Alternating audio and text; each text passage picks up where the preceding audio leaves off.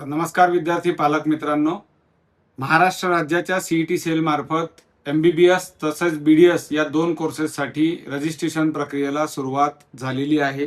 तर रजिस्ट्रेशन करण्यासाठी दिनांक 6/8 ते 12/8 पर्यंत आपणास रजिस्ट्रेशनची वेळ देण्यात आलेली आहे। त्यानंतर साधारणतः दिनांक 18/8/2026 ला फायनल मेरिट लिस्ट पब्लिश करण्यात येईल। तर 19/8 ते 22/8 पर्यंत आपल्याला प्रथम राऊंडचे चॉईस फिलिंग केल्या जाणार आहे। तर या वर्षी पहिल्यांदा महाराष्ट्रामध्ये एमबीबीएस आणि बीडीएस या दोन कोर्सेससाठी रजिस्ट्रेशन ओपन झालेले आहे। याआधी एमबीबीएस, बीडीएस, बीएमएस, बीएचएमएस सगळ्यांसाठी एकत्र रजिस्ट्रेशन करण्याची प्रक्रिया केली जात होती, परंतु या वर्षी एमबीबीएस आणि बीडीएस या दोन कोर्सेससाठीच रजिस्ट्रेशन केल्या जाणार आहे।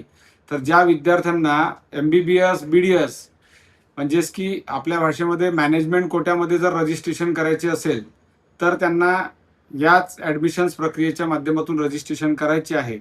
जे विद्यार्थी बीएमएस, बीएचएमएस किंवा बीपीटी या कोर्सेससाठी रजिस्ट्रेशन करायचे असेल तर त्यांची डेट अजून पब्लिश व्हायची बाकी आहे।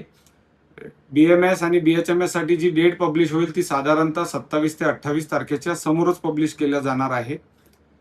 तर जो रिझल्ट असणार आहे एमबीबीएस बीडीएसचा तो 23 तारखेला पब्लिश होईल आणि जॉईनिंग करण्याची जी टाइम असणार आहे तो 24/8/2026 ते 28/8/2026 या वेळेत आपल्याला कॉलेजला रिपोर्टिंग करायची आहे।